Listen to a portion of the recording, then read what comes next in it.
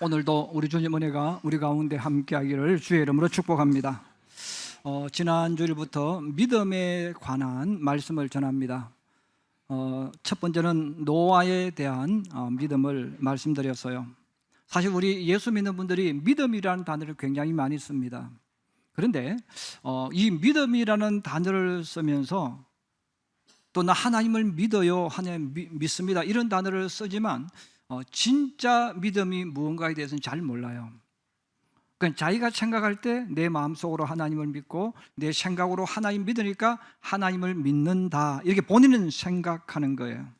근데 여러분, 믿음이라는 것은 내 속으로 믿는 것은 믿음이 아니에요. 내 생각으로 믿는 것은 믿음이 아닙니다. 믿음은 내 입에서 반드시 고백되어져야 됩니다. 그래서 내 입에서 반드시 고백되어져야 되고, 고백되어진 그 믿음, 고백한 그대로 행동으로 옮기는 것. 성경은 순종이라는 단어를 씁니다. 그 순종이라는 것은 내가 입으로 말한 것을 그대로 행하는 것, 이것이 이제 순종이라는 단어죠. 결국 믿음이라는 것은 나 혼자 일방적으로 하나님 믿는다고 하는 것은 믿음이 아니에요. 여러분, 사랑이라는 것을 이야기했을 때 나 혼자 누구를 사랑해요. 여러분, 나 혼자 누구를 너무너무 사랑해요. 이것은 짝사랑이에요. 이건 사랑이 아니에요. 사랑이라는 단어는 반드시 둘이가 있을 때 사랑이라는 말이 나오는 겁니다. 그래서 나도 그 사람을 사랑하고 저 사람도 나를 사랑하는 게 사랑이죠. 믿음도 똑같아요. 하나님은 하나님과 나하고 아무 상관없이 하나님, 저 하나님 믿습니다, 나 하나님 아시죠? 하는데 하나님께서 나 몰라. 너 나한테 한 번도 믿는다고 말하지 않았잖아. 너 정말 나를 믿으면 너 나한테 행동을 보여주지 않았지 않느냐. 그래서 믿음은 하나님과 내가 함께 서로 만나서 손잡고 걸어가는 게 믿음이에요. 나 혼자 하나님 믿고 나 혼자 찬양, 이건 짝 믿음. 그래서 사랑이라는 단어는, 믿음이라는 단어는 반드시 대상이 있는 거예요. 그래서 여러분, 혼자 하는 사랑은 사랑이 아니잖아요. 반드시 사랑하는 사람과 내가 하나가 돼야 됩니다. 믿음도 똑같습니다. 믿음은 내가 믿는 대상이 있는데 내가 믿는 그 대상과 내가 서로 손을 맞잡는 게 바로 믿음이에요. 그래서 성경은 이 믿음에 대한 이야기를 하고, 그 믿음을 가지고 사는 것을 성경은 믿음으로라는 단어를 씁니다. 그래서 믿음으로 살고 믿음으로 걸어가고 믿음으로 생각하고, 그래서 믿음이라는 단어를 쓰는 거예요. 노아는 하나님을 믿었습니다. 그리고 오늘 이제 두 번째로 아브라함에 대해서 이야기하려고 합니다. 그럼 아브라함은 믿음의 사람, 믿음의 조상, 우리 이 단어를 써요. 그럼 아브라함이라는 사람은 어떤 사람, 믿음의 사람인데 그러면 어떤 행동을 했을까? 하나님 앞에 어떤 고백을 하고 어떤 모습으로 살아갔을까? 또 하나님도 아브라함을 믿었으니까 아브라함에게 요청을 했겠죠. 그래서 이 둘이 연결되어져 있는 것이 믿음인데요, 오늘은 첫 번째로 아브라함의 믿음, 그리고 고백했으니까 행동, 이 둘을 연결해서 말씀을 드리려고 합니다. 첫 번째입니다. 아브라함이 가지고 있던 신앙, 아브라함이 살았던 삶의 원칙, 행동을 말합니다. 한번 같이 보십시다. 시작. 갈 바를 알지 못하고 나아간 신앙. 아브라함이 가지고 있는 신앙은 갈 바를 알지 못하고 걸어간 신앙인이란 뜻입니다. 하나님께서 이 사도 바울을 부르셨어요. 근데 사도 바울을 부르실 때, 사도 바울을 부르시는 그때가 언제입니까? 다메섹에 예수 믿는 사람들이 있다 하는 소문을 듣고 그들을 붙잡기 위해서, 지금으로 말하면 공문서를 가지고 예수 믿는 사람 붙잡으려고 말을 타고 다메섹으로 가까이 갔을 때입니다. 그때 갔을 때 갑자기 부활하신 주님이 찾아오셔서 바울이 주님을 만나요. 자, 주님을 만났는데 사실 바울은 알지 못하는 거예요. 그런데 하나님께서 바울은 알지 못했지만 또 다른 사람, 아나니아라는 사람을 바울에게 보냅니다. 그래서 아나니아에게 뭐라고 말씀합니까? 아나니아야, 지금 너가 다메섹에 있는 바울이라는 사람을 만나러 갈 텐데 그는 앞으로 이방인들에게 복음을 전할 사람이야. 내가 이방인에게 복음을 전할 사람으로 내가 그를 선택했어. 너는 가서 그 사람에게 너에게 나타났던 그 예수님에 대한 이야기를 전해줘라. 그 말씀을 듣습니다. 그래서 아나니아가 다메섹에 하나님을 만나면서 시력을 잃어버린 바울을 만나잖아요. 그 바울을 만나서 그 내용을 전하는 것이 성경에 나와 있습니다. 사도행전 9장 15절에서 17절입니다. 같이 한번 보겠습니다. 시작. 주께서 이르시되 가라, 이 사람은 내 이름을 이방인과 임금들과 이스라엘 자손들에게 전하기 위하여 택한 나의 그릇이라. 아나니아가 떠나 그 집에 들어가서 그에게 안수하여 이르되 형제 사울아, 주 곧 내가 오는 길에서 나타나셨던 예수께서 나를 보내어 너로 다시 보게 하시고 성령으로 충만하게 하신다 하니, 즉시 사울의 눈에서 비늘 같은 것이 벗어져 다시 보게 된지라. 일어나 세례를 받고. 아멘. 자, 사울이 이방인의 사도로 부름을 받았어요. 직접 음성을 들은 게 아니죠. 아나니아를 통해서 주님이 주신 음성을 사울이 들었어요. 자, 그 음성을 들을 때 사울이 아나니아가 내게 한 음성 그렇게 하지 않았어요. 주께서 내게 주신 음성, 주께서 내게 주신 음성. 그래서 우리 성도들이 하나님 말씀을 읽을 때 목사님이 내게 주신 음성 그러면 안 돼요. 하나님이 주신 음성으로 믿어야 돼요. 바울은 그렇게 음성을 받았다는 겁니다. 그래서 바울은 깨달았어요. 아, 하나님께서 나를 이방인의 사도로 부르셨구나. 그런데 문제는 뭡니까? 하나님께서 방법을 알려주지 않는 거예요. 어떻게 해야 된다? 어떤 사람을 찾아가야 된다? 누구를 만나야 된다? 어디 가서 공부를 해야 된다? 방법을 알려주지를 않았습니다. 자, 방법을 알려주지 않으니까 사울은 방법을 모르고 그냥 자기만의 길을 찾아가는 거예요. 예루살렘에 올라갑니다.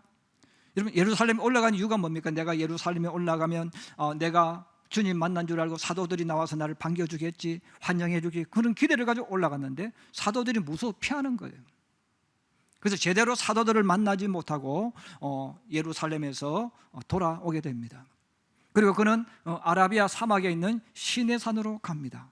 거기 가면 내가 무엇을 얻을 수 있을까?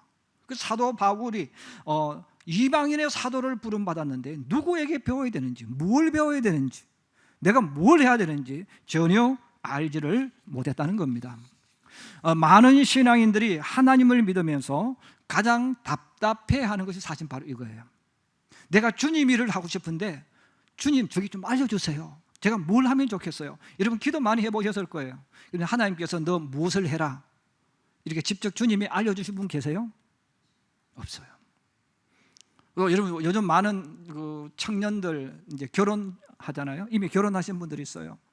아마 여러분들 가운데도 결혼에 대해서 기도 많이 해보셨을 거예요. 하나님 좋은 믿음의 남편 어쩌고저쩌고 기도 많이 제목 가지고 했겠죠. 근데 여러분 그 기도 제목 가지고 기도했을 때 하나님께서 꿈에 그 사람 얼굴을 딱 보여주시고 얘야 너의 남편은 이 사람이야 하고 여러분 보여준 적 있습니까?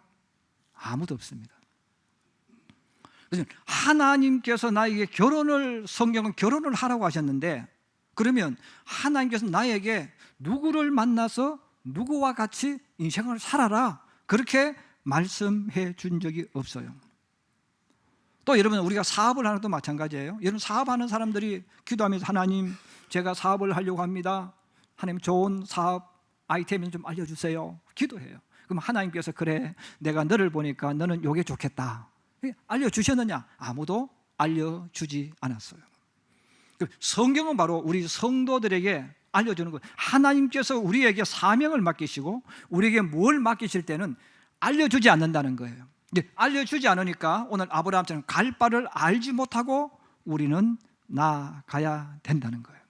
그래서 갈 바를 알지 못하고 나아가기 때문에 여기에는 반드시 실수가 따라와요. 여러분 우리가 내비게이션을 가지고 가면 뭐 가다가 100m 앞에서 좌회전하세요 우회전하세요 해서 따라가면 됩니다. 근데 하나님이 우리 인생길을 걸어갈 때 우리에게 그렇게 말씀하지 않잖아요. 넌 20살 때 무엇을 하고 30살 때는 무엇을 하고 40살 때는 무엇을 해라 말씀하지 않는 거예요. 그래서 말씀하지 않기 때문에 우리 많은 신앙인들이 하나님을 믿으면서 답답해하고 또 답답해합니다. 이걸 못 참는 사람은 쪽집게처럼 알려주는 집을 찾아갑니다. 그래서 쪽집게처럼 알려주는 그 집을 찾아가면 그 집에서 너는 몇 살 때 부자 될 것이고 너는 몇 살 때 뭘 하면 알려주는 거예요. 여러분 다 가짜예요. 하나님이 전도서에 말씀하셨잖아요. 사람의 미래는 아무도 모르게 하셨다는 거예요. 근데 이제 가짜들이, 무당들이, 귀신들이, 사탄들이 사람들을 자기 편으로 만들고 빼앗기 위해서 가짜를 알려줍니다. 제가 여러분 늘 이야기하잖아요. 저와 여러분은 무당도 아니고 쪽집게도 아니라도 몇 프로를 맞출 수 있다는 거죠? 50%. 저와 여러분은 어떤 것을 하든 50% 맞출 수 있어요. 된다? 안 된다? 장사 성공할 거야? 실패할 거야? 50%는 맞출 수 있어요. 여러분, 근데 그걸 믿지 말라는 거예요. 하나님께서 우리들에게 우리 모든 성도가 어떤 길을 걸어갈 때 자꾸 우리는 100% 맞추기를 원해. 근데 성경이 뭐라고 이야기합니까? 하나님은 정답을 알려주지 않았다는 거예요. 정답을 알려주지 않았기 때문에 우리가 이 땅을 살아갈 때 반드시 실수를 한다는 거예요. 여러분, 내가 일부러 실수하는 게 아니에요. 그걸 말하는 게 아니에요. 내가 하나님을 믿고 하나님 말씀대로 살아가지만 실수합니다. 그런데 그 대신에 여러분들이 아셔야 될 것이 있어요. 한번 따라해 주세요.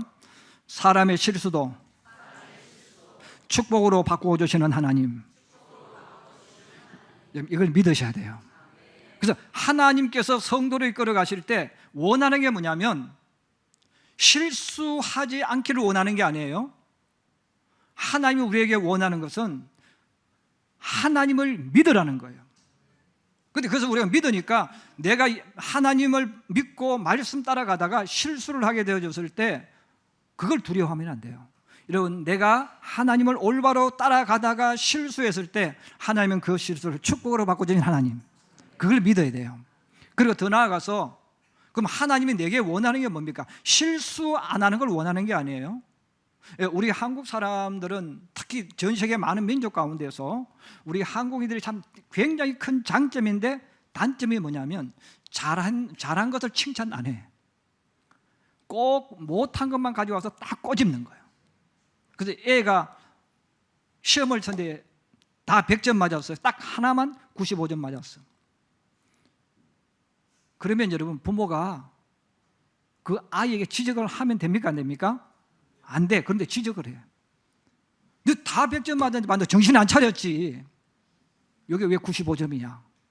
아니, 잘했는 거 다 빼고 못한 것만 지적하는 거예요. 이게 우리 한국인들이 우리도 모르게 어느 순간부터 우리 부모들이 그렇게 했고, 우리가 부모가 되어서도 자식에게 잘하는 것은 다 빼요. 못하는 것만 가지고 이야기해. 이런 부부도 똑같아요. 이런 부부도 살 때 잘했던 거 다 빼고 못한 것만 가지고 계속 이야기하는 거야. 당신은 언제 나한테 이렇게 했지 않냐. 그래서 서로 속상해서 싸우기도 하고, 너는 또 그렇게 말하고. 그래서 우리가 이 땅에 살아갈 때, 그래서 특별히 우리 한국인들이 가지고 있는 강박관념이 뭐냐면, 특히 예수를 정말 잘 믿고 싶은 사람이 가지고 있는 게 뭐냐면, 나는 실수하면 안 돼, 나는 잘못하면 안 돼. 그 강박관념을 가지고 있어요. 근데 여러분, 믿음의 성도들을 다 한번 보세요. 다 실수 다 했어. 저는 여러분들이 정말 주님 앞에 바로 선다는 정신 가지는 게 참 좋습니다. 그러나 여러분들이 반드시 아셔야 될 것은, 내가 아무리 똑바로 하고 온 힘을 다해 바로 걸어가도 반드시 실수할 수 있다는 거예요. 그랬을 때 여러분들이 나는 왜 이럴까, 이것보다는 어차피 갈 바를 알지 못하고 나는 가니까 실수할 수 있어. 그 대신에 내가 실수한 것 하나님이 이것도 바꾸어서 축복해 주셔. 이걸 믿으라는 거예요. 이걸 믿으면, 예수 믿으면 주눅이 들잖아요. 예수를 믿으면서 전전긍긍하잖아요. 여러분, 하나님을 정말 올바로 믿으려고 발버둥 치는 사람일수록 전전긍긍해. 왜? 실수 안 하려고. 그리고 강박관념이 와가지고 예수를 믿어도 즐겁지가 않고 행복하지 않은 겁니다. 왜? 내가 실수하고 내가 일그러지잖아요. 나는 주님 앞에 정말 바로 살고 싶은데 자꾸 실수를 하는 거예요. 그런데 여러분, 하나님은 우리에게 실수는 100% 잘해야 돼, 이걸 원하지 않았어. 하나님께서 우리에게 원하는 것은 실수가 아니라 하나님 믿고 오기를 원하시는 거예요. 우리가 이걸 자꾸 잊어버리니까 우리 스스로 예수 믿으면서 나는 완벽해야 돼, 예수 믿는 내가 누구니까 나는 그렇게 살면 안 돼, 너무 그쪽에 초점 맞추는 거예요. 여러분, 주님께서 원하시는 것은 실수 실패가 아니에요. 그럼에도 불구하고 주님 보고 걸어오기를 원하는 겁니다. 그래서 우리가 예수를 믿을 때 항상 여러분들이, 하나님은 내가 주님 올바로 믿으려고 하다가 실수해도 이 실수를 주님은 축복으로 바꾸어 주신다. 이걸 믿으라는 거예요. 여러분, 이것을 알고 믿으면 정말 예수 믿는 게 축복 중에 축복입니다. 그래서 아브라함도 똑같습니다. 하나님께서 아브라함도 하나님께서 부르셨어요. 택하셨어요. 그런데 가는 방법을 알려주지 않습니다. 그냥 가나안 땅이라고 이야기하는 거예요. 하나님께서 말씀하는 거예요. 가나안 땅에 가라. 그래, 가나안 땅에 들어왔어. 근데 가나안 땅에 들어와서 베델에 머물렀어요. 흉년이 들었어요. 힘들고 어려워요. 여기가 아닌가? 또 이사를 해요. 헤브론은 또 이사를 해요. 근데 헤브론에서 조금 괜찮았는데 또 기근이 찾아오고 흉년이 찾아옵니다. 또 옮기는 거예요. 애굽까지 내려가잖아요. 여러분, 애굽에 내려갔다가 자기 아내를 파라오에게 빼앗기는 슬프고 비극적인 일을 만납니다. 그런데 여러분, 성경을 읽어보시면 아브라함이 실수했어요. 아브라함이 여러 가지 많은 실수를 해요. 여러분, 성경 읽어보시면 하나님께서 한 번도 아브라함을 꾸지람하지 않았어요. 아브라함이 너 나쁜 놈 왜 애굽에 내려갔어? 너 그럴 줄 알았어? 주님께서 한 번도 말씀하지 않았습니다. 아브라함이 애굽에 내려갔을 때 하나님은 그 실수도 축복으로 바꾸어 주셔서 부자가 되어서 돌아오게 만들어 주십니다. 창세기 13장 1절에서 2절입니다.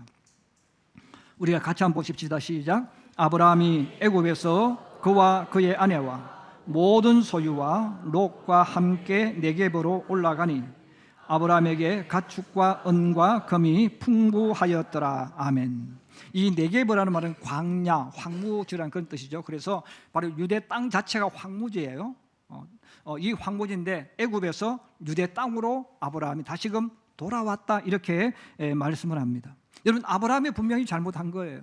그런데 하나님께서 오히려 그 실수지만, 잘못을 했지만 오직 믿음대로 살려고 했던 그 아브라함에게 하나님은 바꾸어서 거부가 되어지게 합니다. 그래서 애굽에서 나올 때 부자가 돼 나와가지고 자기 조카 롯에게 엄청난 재산을 주잖아요. 왜? 내가 복을 받았으니까 그렇게 나누어 주었다는 겁니다. 그렇습니다. 여러분, 하나님께서 아브라함에게 정말 기뻐했던 믿음이 뭐냐? 갈 바를 알지 못하고 나아가는 그 신앙입니다. 그래서 우리 성도들이 세상을 살아가면서 특별히 하나님을 여러분들이 믿는다면, 내가 가는 길을 알지 못하지만 주님이 내게 원하시는 것은 실수 안 하는 게 아니라 믿음으로 걸어가고, 믿음으로 생각하고, 믿음으로 말하고, 믿음의 삶을 원한다는 것, 이걸 항상 잊지 말기를 주의 이름으로 축복합니다. 그래서 여러분들이 항상 하나님이 내게 원하시고 내게 찾아주시는 것은 믿음. 자, 두 번째입니다. 같이 한번 보십시다. 시작. 하나님은 왜 갈 바를 알려주지 않았을까? 우리는 이렇게 생각할 수 있잖아요. 하나님이 나를 사랑하시고 나를 부르시고 나를 택하셨다면 갈 바를 알려주셔야지. 우리가 갈 바를 알려주시면, 답을 알려주시면 하나님 믿음에서 헤매지 않고 실수하지 않고 모든 사람들 앞에 존경받으면서 살 수 있지 않을까, 이런 생각을 할 수 있어요. 제가 한번 질문해 드릴게요. 여러분, 모세는 젖과 꿀이 흐르는 가나안 땅에 들어가는 길을 알았을까, 몰랐을까요? 모세는 가나안 땅에 들어가는 길을 알았을까요, 몰랐을까요? 그럼 또 한 번 더 질문할게요. 이스라엘 백성들은 젖과 꿀이 흐르는 가나안 땅에 들어가는 길을 알았을까요, 몰랐을까요? 알았어요. 모세는 알았어요. 여러분, 제가 한번 질문해 볼게요. 하나 더. 여러분, 브라질에 아무도 가보신 분이 안 계시죠? 여러분, 브라질에 가는 길을 여러분 알고 있을까요, 모를까요? 거짓말하는 거예요. 알고 있어요. 비행기 타면 가면 돼요. 여러분, 브라질에 가는 방법을 다 알고 있어요. 어떻게 갑니까? 비행기 타고 가면 되지. 네, 다 아는 거예요. 그런데 여러분, 그러면 내가 아는 것과 하나님이 이끌어가는 길이 다르기 때문에 우리가 모르는 겁니다. 우리 비행기 타고 가야 된다고 하는데, 만약에 브라질까지 가는데 누가 배를 가지고 와가지고, 야, 이 배 타고 브라질까지 가자. 그리고 배를 가져와서 나를 태워서 아프리카로 가버리는 거예요. 그럼 그때부터 우리가 가지고 있던 모든 게 다 깨어지고 혼돈이 오기 시작하는 거예요. 똑같은 거예요. 여러분, 이 애굽에서 특히 이제 그 모세는 애굽에서 왕자로서 장군으로 살았잖아요. 40세까지. 그러면 가나안을 너무너무 잘 압니다. 가는 길도 해변 따라가면 가는 길을 알고 있습니다. 그런데 하나님이 이스라엘 백성을 이끌어 가는데 반대로 이끌어 가는 거죠. 자기들이 알고 있던 그 길로 이끌어 가는 게 아니라 말도 되지 않는 길로 뒤를 돌아서 옆으로 해서 홍해를 건너가는 거예요. 홍해로 건너가니까 우리가 하나의 비유로 말하면 이런 거예요. 이런 우리가 만주를 가려면 우리는 이미 머릿속에 여기서 어디로 가나 다 알고 있어요. 들었고 지도를 보고 하면 알 수 있겠죠. 그럼 여기서 서울 갔다가 서울에서 평양으로 가서 평양에서 대동강, 압록강 건너서 가면 된다. 다 알고 있어요. 근데 하나님께서 갑자기 야, 내가 너를 만주로 이끌어 줄게 하고는 말씀하시고 배를 태워서 평택항에서 연변 쪽, 저 뭡니까 저거 건너가면 있는 데가 뭐죠? 우리 이몽열 지사님 옛날에 살았던데 바다 건너서 그냥 같이 넘어가 버리는 거예요. 그러면 여러분 우리는 배를 타고 평양으로 간다고 느꼈는데 갑자기 중국으로 우리를 배를 몰아서 가버리면 그 이해가 되겠습니까? 또 거기서 또 저 멀리 태산이 있는 쪽으로 또 돌아서 계속 돌아가 버리면 어떻게 길을 알겠어요? 오히려 혼돈이 오는 거예요. 그래서 하나님께서 모세를 지도자로 세웠는데 또 이스라엘 백성들도 자기들이 알고 있던 길이 아니고 전혀 낯선 새로운 길로 이끌어 가버리니까 이스라엘 백성들이 멘붕이 와버립니다. 왜냐하면 내가 생각하고 내가 계산했던 길이 아니고 전혀 예측하지 못했던 길, 생각하지 못했던 길로 이끌어가는 거예요. 그럼 하나님 이끌어 주셔서 그러면 좋습니다, 하나님 믿고 가겠습니다 하고 따라갔는데 이런 홍해가 나타났습니다. 다 죽게 생겼습니다. 그때 어떻게 합니까? 하나님을 원망하고 불평했어요. 또 홍해를 건너가니까 양식이 떨어졌어요. 또 불평하고 원망했어요. 또 조금 지나니까 마라가 나타납니다. 썬물이 나타납니다. 마실 수 없습니다. 목이 말라 죽겠는데 마실 물이 없어요. 원망하고 불평한 거예요. 여러분 이스라엘 백성들은 하나님을 믿는다고 말했지만 모세도 마찬가지예요. 하나님을 믿는다고 말했지만 실제로 그들은 온전히 하나님을 믿은 게 아닙니다. 믿은 게 아니니까 어떤 장애물이 나타나고 어떤 일이 있을 때마다 불평하고 원망하고 그렇게 했던 거죠. 여러분 정말 하나님을 믿는 사람이라면 하나님을 보고 걸어간다면 홍해가 나타나는 게 무슨 상관이 있습니까? 여러분 홍해가 있든 없든 그게 뭐가 중요합니까? 여러분 홍해가 있어도 하나님은 그 속에 길을 준비하고 계십니다. 여러분 내가 양식이 떨어졌어요. 그 양식이 떨어진 것이 무슨 상관이 있어요? 하나님은 만나를 준비하고 계시는 거예요. 여러분 썬물이 나타나고 마라가 나타나는 게 무슨 관계가 있습니까? 하나님께서 그것을 먹을 수 있는 물로 바꿔주시잖아요. 근데 우리는 하나님을 못 믿는 겁니다. 내게 있는 어떤 환경이 나타났을 때 우리는 그것 때문에 믿음이 사라져버려요. 결국은 하나님을 온전히 믿지 않는다는 거죠. 그냥 내가 필요한 부분만 받아들이고 조금만 내 뜻대로 내 방법대로 안 해주면 우리는 원망하고 불평합니다. 여러분 짜증을 냅니다. 여러분 짜증을 내는 이유가 뭐예요? 여러분 부부끼리 서로 대화하다 짜증내고 뭐래 짜증내잖아요. 여러분 짜증내는 이유는 수많은 이유를 만들 수 있지만 가장 하나로 말하면 내가 원하는 대로 해주지 않아서 그래요. 예. 내가 하고 싶은 대로 내가 원하는 대로 해주는데 짜증이 납니까? 안 나죠. 여러분 짜증이 안 나는 이유는 사실은 간단해요. 나는 이렇게 하고 싶은데 못하게 하면 짜증나고 내가 이걸 원했는데 다른 걸 해주면 짜증나고. 그래서 이스라엘 백성들이 광야 길을 가면 계속 짜증내. 왜 짜증냅니까? 하나님 이거 이렇게 해주셔야죠. 저렇게 해주셔야죠. 그러면서 뭐라고 합니까? 하나님 우리 하나님 믿어요. 나 하나님 사랑해요. 그렇게 고백을 했다는 거예요. 여러분 진짜 하나님을 믿는지 믿지 않는지를 확인하는 가장 좋은 방법이 바로 이겁니다. 가야 할 곳을 알지 못하지만 그래도 믿고 하나님을 따라가는지 가지 않는지 이 행동을 보면 정말 하나님을 믿는지 하나님을 믿지 않는지를 알 수가 있습니다. 여러분 왜 우리가 아브라함을 믿음의 조상이라고 말합니까? 갈 바를 알지 못하고 하나님 떠나라는 거예요. 여러분 아브라함이 갈 바를 알지 못하고 길도 모르고 방법도 모르고 어떻게 해야 되는지 모르고 가나안 땅에 들어가서 하나님 평택에 한국 땅에 와서 하나님 평택에 있어야 됩니까? 대전에 있어야 됩니까? 광주에 있어야 됩니까? 부산에 있어야 됩니까? 춘천에 있어야 됩니까? 어디 있어야 됩니까? 하나님께서 대답을 하지 않습니다. 그럼 어디에 내가 있어야 됩니까? 어디에 머물러야 됩니까? 모르잖아요. 여기서 바로 뭐냐면 정말 그 사람이 하나님을 믿는지 믿지 않는지를 알 수가 있다는 거예요. 여러분, 하나님을 정말 믿으면 갈 바를 알지 못하지만, 답이 없지만 주님이 가라고 하면 가는 겁니다. 성경 창세기 12장에 우리의 답을 주잖아요. 하나님 말씀하셨어요. 갈 바를 알지 못해요. 어디로 가야 될지 몰라요. 뭘 해야 될지 몰라요. 하나님 말씀합니다. 아브라함아 떠나라. 아브라함은 떠났다는 겁니다. 길을 몰라도 떠났다는 거예요. 방법을 몰라도 떠났다는 겁니다. 여러분, 사실 성경을 보면 아브라함이 하나님 앞에서 핑계대고 변명할 수 있는 이유는 굉장히 많았습니다. 아브라함은 혼자 간 게 아닙니다. 아버지를 모시고 떠났어요. 여러분, 아버지 데라는 거기에서 평생을 살았어요. 친구도 거기 있고 땅도 거기 있고 모든 미래도 다 거기 있어요. 그 아버지를 모시고 떠날 수 있겠습니까? 아버지가 따라오겠습니까? 그리고 아버지는 나이가 많으십니다. 지금처럼 병원에 있는 것도 아니고 차로 모시는 것도 아니고 걸어가든지 낙타를 타든지 아마 수레를 타야 될 거예요. 연세 드신 분들은 옛날 비포장도로 잘 아실 겁니다. 길에 돌멩이가 많아서 덜컹덜컹 거렸잖아요.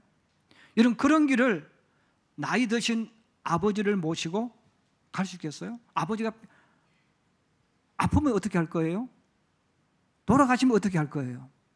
많은 이유가 있어요. 많은 핑계가 있어요. 변명거리가 있을 수 있어요. 그리고 아브라함은 가나안 땅에 한 번도 가지 않았어요. 여러분, 그런데 보세요. 갈 바도 모르고 길도 모르고 변명과 핑계거리가 많음에도 불구하고 아브라함은 하나님 말씀하니까 그냥 갔다는 겁니다. 왜 갔겠어요? 믿음으로 갔다는 거예요. 그래서 아브라함이 믿음의 조상이 되는 겁니다. 저는 성경의 수많은 인물 가운데서 정말 제가 좋아하는 인물인데 다윗입니다. 그 다윗을 좋아하는 이유가 있어요. 또 그리고 제가 그 다윗을 좋아하기 때문에 성경에 많은 말씀들이 있지만 제가 그 젊은 시절부터 늘 묵상하고 또 묵상하고 가슴에 새겼던 말씀이 있습니다. 사도행전 13장 22절입니다. 우리 한번 같이 보겠습니다. 시작. 패하시고 다윗을 왕으로 세우시고 정언하여 이르시되 내가 이새의 아들 다윗을 만나니 내 마음에 맞는 사람이라 내 뜻을 다 이루리라 하시더니 아멘. 저는 이 말씀 참 좋아합니다. 하나님께서 다윗을 만났는데 하나님 마음에 쏙 들었대요. 근데 여러분, 다윗이 지금 누굽니까? 목동이잖아요. 지금으로 말하면 아버지가 너는 너는 공부머리도 아니고 교사를 붙여줘도 너는 미래가 없다. 차라리 아버지를 도와서 농사나 짓자. 그래서 아버지를 도와서 농사 짓고 있는 그 젊은이에요. 그 청년이에요. 근데 하나님께서 말씀하는 겁니다. 근데 다윗아, 내가 너를 보니까 너는 내 마음에 쏙 들었어. 내가 이루고자 하는 모든 뜻을 너와 함께 이루리라. 왜 하나님께 그렇게 말씀하셨겠어요? 이런 부모도 포기한 자식, 형들도 포기한 그 자식, 세상의 눈으로 보면 도저히 위대한 인물이 될 수 없는 다윗인데 하나님께서 그 다윗을 보시고 합격하셨단 말이에요. 여러분, 그 이유는 뭐냐? 다윗은 전적으로 하나님을 믿었다는 거예요. 자, 하나님을 믿었는지 안 믿었는지를 아는 방법은 간단해요. 성경에 보면 입으로 내가 하나님 믿는지 믿지 않는지 얼마든지 할 수 있지만 이거는 판가름할 수 없습니다. 판가름하는 방법이 있어요. 내 힘으로 해결할 수 없는 큰 문제를 앞에 갖다 놓는 거예요. 내가 도저히 할 수 없는 그 엄청난 문제를 앞에 딱 갖다 놓고 대응하는 것을 보면 알 수가 있습니다. 여러분, 아브라함에게는 아들 이삭을 하나님께 번제물로 바치라는 명령입니다. 너 아들 죽여서 내게 제물로 드려라. 아브라함에게 있는 믿음의 테스트가 뭡니까? 아들을 선택할 건지 하나님 말씀을 선택할 건지 선택하는 거예요. 사드락과 메삭과 아벳느고는 성경에 나와 있죠. 금 신상에게 절할 건지 절하지 않을 건지. 여러분, 사드락과 메삭과 아벳느고는 이때 우리나라로 말하면 도지사와 같은 위치에, 장관과 같은 위치에 있는 정말 출세하고 성공한 사람들입니다. 근데 그들에게도 똑같이 너 정말 하나님 믿니? 예, 하나님. 부자 돼서 믿는 게 아니지? 내가 복을 줘서 믿는 게 아니지? 예. 그럼 진짜 너의 믿음을 보자. 그 믿음이 뭡니까? 금신상에게 절할 건지 말 건지. 그래서 풀무불에 죽을 건지 살 건지 이걸 선택하라는 거예요. 그럼 여러분, 다니엘에게 주어진 믿음의 테스트가 뭐겠습니까? 바로 골리앗입니다. 여러분, 성경에 보면 이 골리앗에 대해서 여러 가지를 이야기하는데, 이 골리앗은 이미 그 당시 블레셋 사람들인 영웅 중에 영웅, 전쟁의 영웅 중에 영웅이고, 이 소문은 이스라엘 모든 사람이 다 알고 있습니다. 여러분, 사울도 일반 사람보다 머리 하나가 더 컸대요. 예. 여러분, 머리 하나가 더 컸다는 20cm 더 크다는 뜻이잖아요. 23cm. 그리고 여러분, 우리가 보통 요즘 젊은 세대 우리나라 사람들의 평균 키가 보니까 한 173에서 175가 된대요. 요즘 젊은 세대가. 그러면 거기에 머리 하나를 더 얹어버리면 아마 190에서 2m 되겠죠.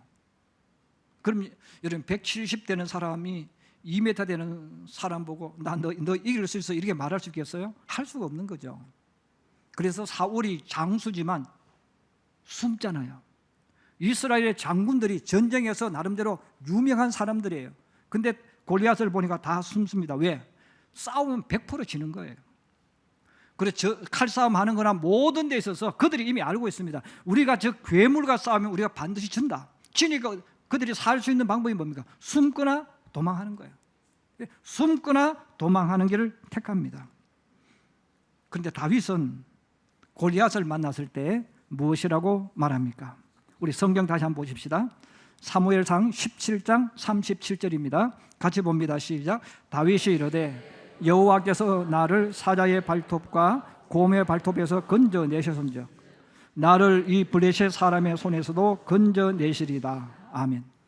여러분, 골리앗이 유명하다, 전쟁 잘한다, 거기에 초점 맞추는 게 아니에요. 하나님이 나를 사자의 발톱과 곰의 발톱에 건져내시기 때문에 저 괴물도 나를 이기지 못해. 하나님 나를 이기게 하실 거야. 그 믿음이 그에게 들어왔단 말이에요. 그리고 계속해서 말합니다. 사무엘상 17장 45절입니다. 같이 보십시다. 시작. 블레셋 사람에게 이르되 너는 칼과 창과 단창으로 내게 나오거니와 나는 만군의 여호와의 이름 곧 내가 모욕하는 이스라엘 군대의 하나님의 이름으로 내게 나아가노라. 할렐루야. 지금으로 말하면 골리앗이 그렇게 말하는 겁니다. 너는 돈 가지고 내게 오고 권력 가지고 내게 오고 세상에 어떤 엄청난 것을 가지고 오지만 나는 믿음으로 너에게 간다. 그리고 믿음으로 갔다는 거예요. 이런 믿음으로 갔는데 골리앗이 이렇게 형편없을 아무도 몰랐어. 그냥 다윗이 물맷돌 하나가 날렸는데 머리에 맞았는데 그 큰 고인이 그냥 죽어버리는 거예요. 아마 사람들이 골리앗의 약점이 머리에 있다 이걸 알았으면 활로 쐈을 겁니다. 근데 아무도 몰랐어요. 다윗도 이기는 방법을 몰랐어요. 하나님께서 알려주지 않은 거예요. 다윗이 한 게 뭡니까? 믿음으로 가는 거예요. 그럼 여러분, 하나님이 다윗을 보셨는데 다윗은 무엇을 가지고 있었다는 겁니까? 하나님이 나와 함께하면 이기는 줄 믿는 믿음을 가진 거예요. 그 믿음으로 가니까 정말 그 괴물이, 그 골리앗이, 전쟁의 영웅이 그냥 돌멩이 하나에 맞아 죽어버리는 거예요. 이것이 바로 하나님께서 다윗을 보셨을 때 너는 내 뜻을 이룰 사람. 왜? 너는 어떤 일을 할 때 이게 될지 안 될지, 그게 능력이 있는지 없는지, 너 돈이 있는지 없는지, 목사님 그거 하려면요 돈이 얼마나 필요해요, 이런 생각 자체를 하지 않는 거예요. 하나님이 하시면 하는 거예요. 그러니까 믿음으로 갔다는 거예요. 여러분, 처음 교회에 나와서 예수를 믿으면 성경을 가르치고 성경을 배웁니다. 그리고 세례를 줄 때 반드시 질문하죠. 당신은 예수 그리스도를 나의 구주로 영접합니까? 그래, 아멘 이렇게 대답해요. 그러면 아멘 하면 질문을 하는데 많은 질문하지만 반드시 두 가지 질문에 통과해야 됩니다. 하나는 뭡니까? 안식일을 거룩하게 지켜서 주님께 예배를 드리겠습니까? 만약에 노 하면 세례 안 줍니다. 여러분, 안식일을 지킨다는 말이 무슨 말입니까? 안식일은 세상 사람들이 봐서 내 날입니다, 내가 쉬는 날입니다, 이는 나의 날이에요. 내가 쉬는 날, 이건 나의 날인데 이걸 나의 날로 하지 않고 하나님께 드릴 수 있느냐? 절대로 세상 사람은 드릴 수 없습니다. 하나님을 전적으로 믿어야만 내 날을 포기하고 하나님께 드릴 수 있는 거예요. 그래서 반드시 뭘 묻습니까? 안식일을 거룩하게 지켜서 예배하겠습니까? 두 번째 무엇을 묻습니까? 11조 하겠느냐? 여러분, 세상 사람이 자기 돈 10분의 1을 내놓겠습니까? 절대로 내놓을 수 없습니다. 왜? 우리는 그 돈을 벌려고 내 인생을 바치고 내 시간을 바치고 내 땀을 바치는 거예요. 하나님 앞에 11조를 드린다는 말은 내 돈을 하나님께 내놓겠다는 거예요. 정말 이 11조는 아무나 할 수 없어요. 그래서 여러분, 예수 믿지 않는 분들에게 물어보시면 왜 예수를 안 믿습니까? 물어보면요, 예수 믿는 너무너무 좋은 줄 알아요. 그런데 교회가 돈 내래요. 언제 교회가 자기 보고 돈 내라 그랬어요? 돈 내라고 한 적 없어요. 여러분, 하나님을 믿으면 바로 하나님 믿는 믿음의 표현, 정말 하나님이 창조주이시고 복의 근원이심을 믿는 믿음의 행동을 하라는 겁니다. 그게 뭡니까? 다른 사람이 할 수 없는 11조입니다. 자, 그러므로 우리가 내가 하나님 앞에 11조를 하지 않는다는 말은 그 사람 이미 계산이 들어갔고, 다르게 말하면 하나님을 믿지 않는 사람입니다.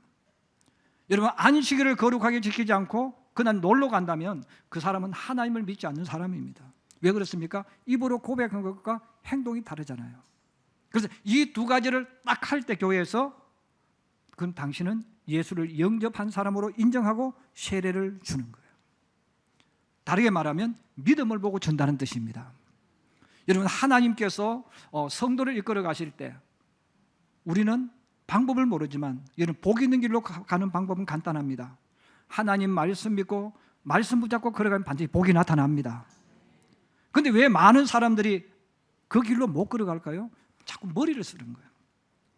자꾸 예수를 믿고 하나님 말씀 믿으면 내가 분석하고 따지고 내가 이해하려고 해요.